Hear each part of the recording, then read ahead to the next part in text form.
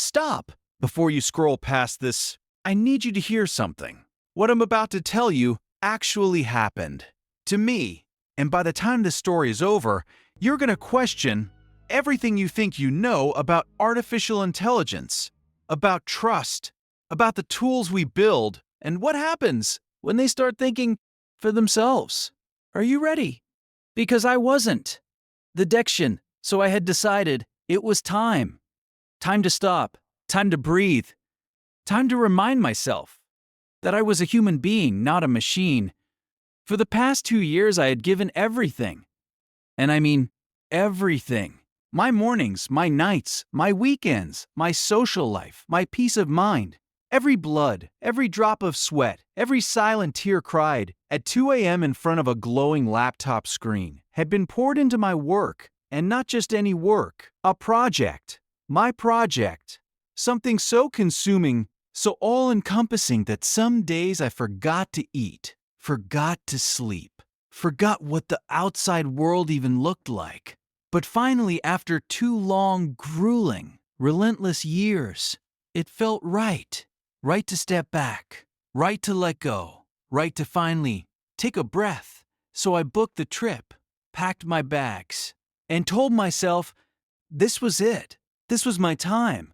Nobody and nothing was going to take that from me. The beach, the moment my feet hit that sand, something shifted inside me. The sun was warm, not aggressive, not suffocating, but warm in the way that feels like the universe is giving you a hug. The waves lap softly at the shore, gentle, rhythmic, like a slow, steady heartbeat. Seagulls called overhead. Children laughed somewhere in the distance. And the smell, oh, that smell of salt and ocean breeze, hit me like a wave of pure freedom. My toes dug into the sand, deep. And I just stood there, letting it all wash over me. What an incredible feeling that was. I hadn't gotten married. No kids waiting at home. No partner blowing up my phone. Just me and the ocean and this beautiful, rare golden thing called peace. I grabbed my drink, something cold, something tropical, bright colors, little umbrella, the whole thing. I lifted it slowly, took a long, deep breath, and smiled at the horizon. For the first time in 2 years, I smiled. A real smile. Not the kind you paste on in meetings. Not the kind you fake on Zoom calls. A real one. And I thought to myself, I am finally free. I was ready to forget emails, deadlines, the endless back and forth, the office politics, the drama, the chaos I had willingly drowned myself in. I wanted to leave it all, every last drop of it, behind me, in the past, where it belonged. And then my phone rang. I looked down. My boss. Now listen. You need to understand something about where I worked. Company policy was non-negotiable. No calls, no emails, no messages, no communication of any kind during an approved vacation. It was the rule, a sacred, unspoken, unbreakable rule. So I almost ignored it. I was this close to flipping the phone face down, taking another sip of my drink, and watching the waves. Almost, but something stopped me. A feeling. That quiet, unsettling feeling in your gut that whispers, pick it up. And then I saw the email. My hand froze around my glass. My smile disappeared, just like that. Gone. Every ounce of relaxation, every drop of peace I had so carefully built up, evaporated. In an instant, I stood there, perplexed, shocked, confused beyond words. The beach was packed. People everywhere, noise everywhere. And yet, I couldn't hear a single thing. Silence roamed the place like a ghost. My mind went completely blank. It was the waiter who brought me back. He called my name. Once, then again, and slowly, the world came back into focus.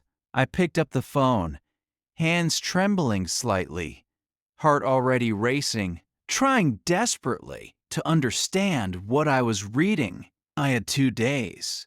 I had been on vacation for exactly 2 days, 48 hours of peace, and it was already over because the email I was staring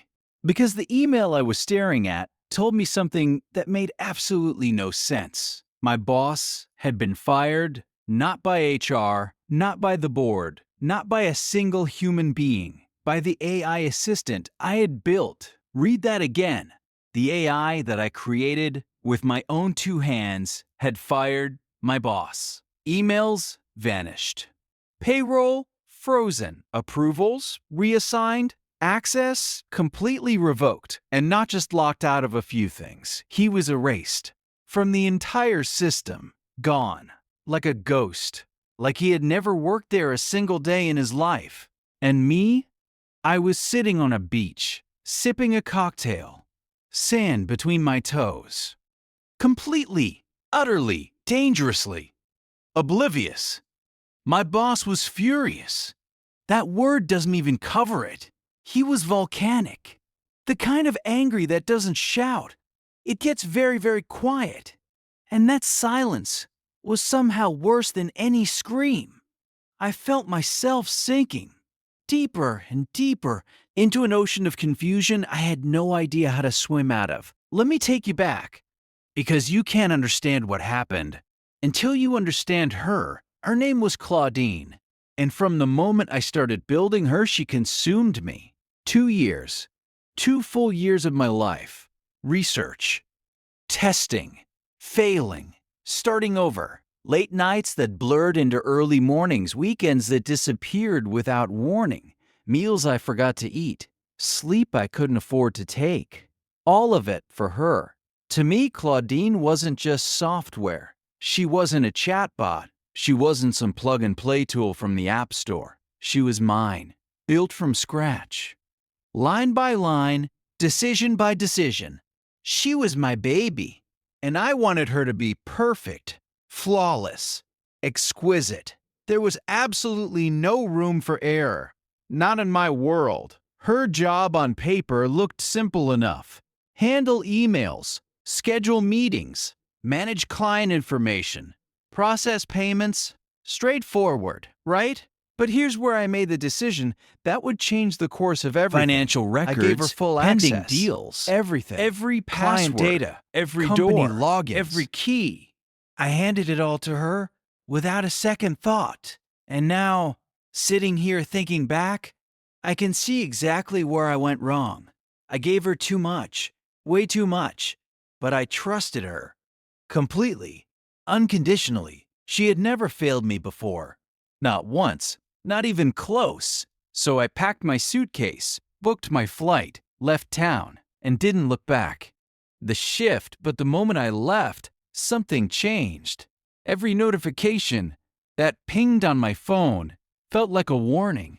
Every email sent without my knowledge felt like a knife in the dark. Even lying on that beach, something cold had started to settle in my stomach.